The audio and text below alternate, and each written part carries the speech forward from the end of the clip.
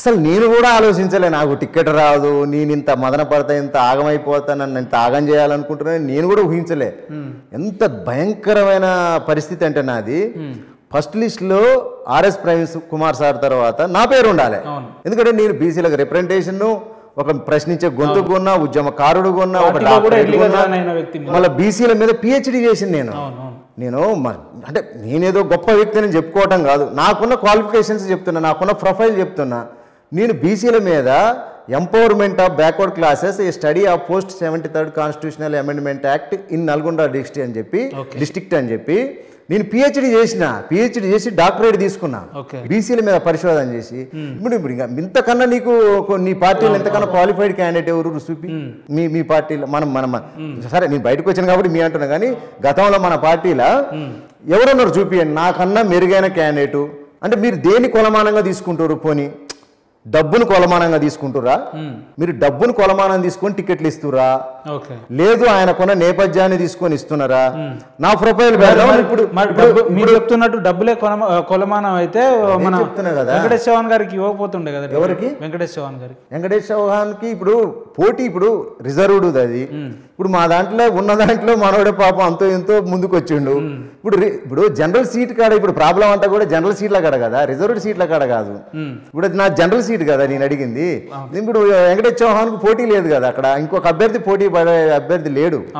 ఉన్నాడా? మీరు చెప్పండి. పోనీ ఇప్పుడు దేవరకొండ రిజర్వ్డ్ ఎస్టీ నియోజకవర్గం, అక్కడ పోటీ లేదు కదా. పోటీ ఇప్పుడు ఎక్కడైనా జనరల్ సీట్లలోనే, ఏ పోటీ అయినా జనరల్ సీట్లనే ఉంటది, రిజర్వ్డ్ ఉండదు కదా.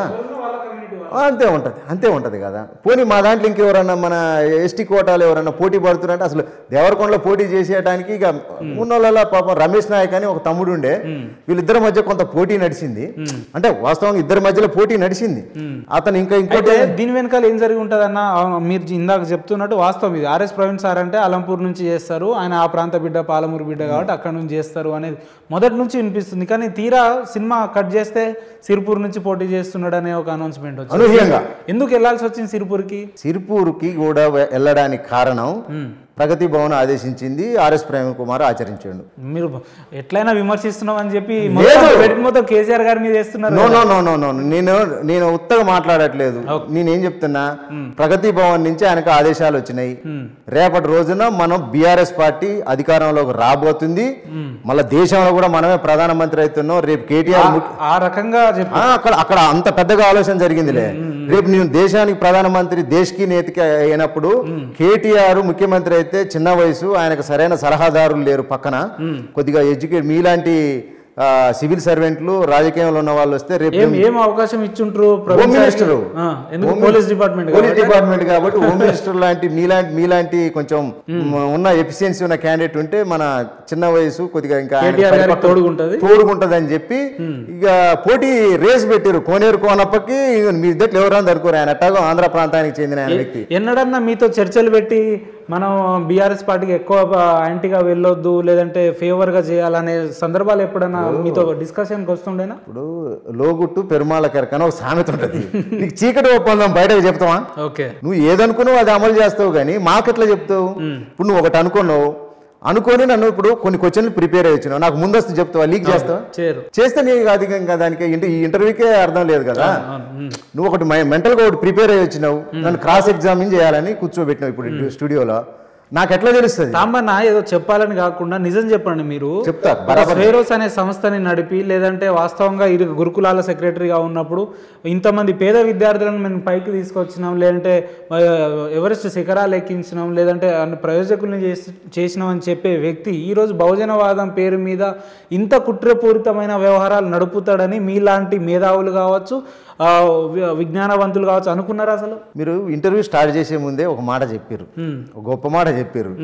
నాకు తెలిసి పార్టీలో చేరేటప్పుడు ఇట్లా అంటే ఆయన మనస్తత్వం ఇలాంటిది అయ్యి ఉండకపోవచ్చు అన్న, తర్వాత మార్పు చెందిందని మీరే అన్నారు. మేము కూడా అదే.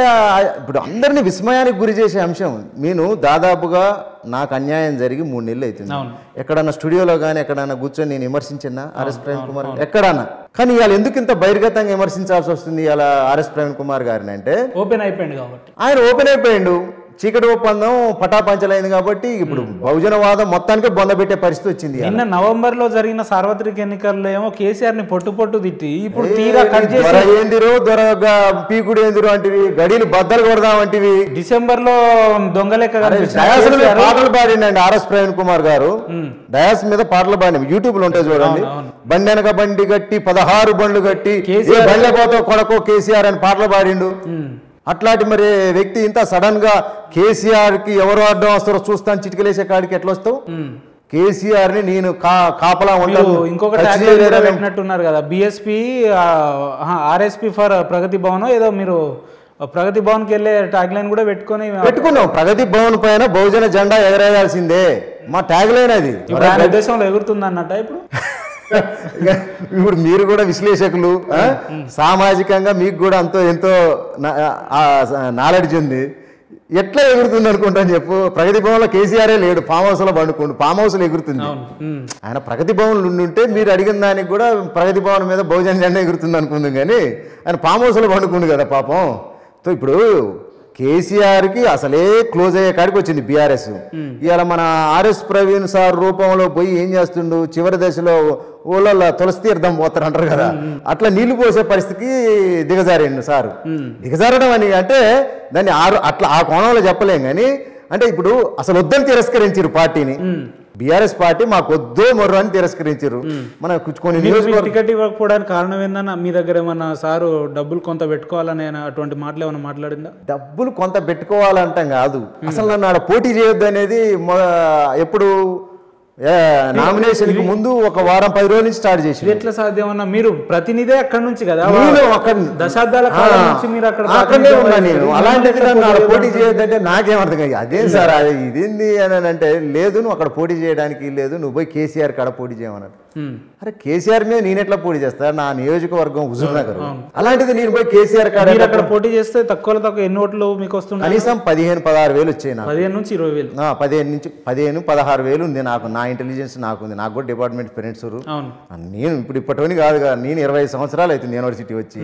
ఇప్పుడు నాతో పాటు చదువుకున్న వాళ్ళు డీసీపీ లేరు, కలెక్టర్ లేరు, పెద్ద జాబులు చేస్తారు, ఎన్ఆర్ఐలు భిక్షాలు. పోటీ చేయడం వల్ల కాంగ్రెస్ కు పడే ఓట్లని మీకు పడతాయన్నా, లేదంటే టీఆర్ఎస్ కు వ్యతిరేక ఓట్లని మీకు పడతాయి? మనం అనుకోవటం ఏంటంటే టీఆర్ఎస్ కు పడే ఓట్లు మనకు పడతాయి అనేది ఆయన అనుకుంటు. ఎందుకంటే వ్యతిరేక వాళ్ళిద్దరి మధ్యలో కొంత ఏంటంటే ఆ సైద్ రెడ్డి గారికి వీరికి కొంచెం దగ్గర సంబంధాలు ఉన్నాయి. అనేక సందర్భాలలో ఆయన చెప్పడం జరిగింది. ఎందుకు ఎట్లా అంటే జగదీష్ రెడ్డి గారు మన సాంఘిక సంక్షేమ శాఖ మంత్రిగా పనిచేసిండు. చేసినప్పుడు ఈయన దాంట్లో గురుకులాల సెక్రటరీగా ఉన్నాడు.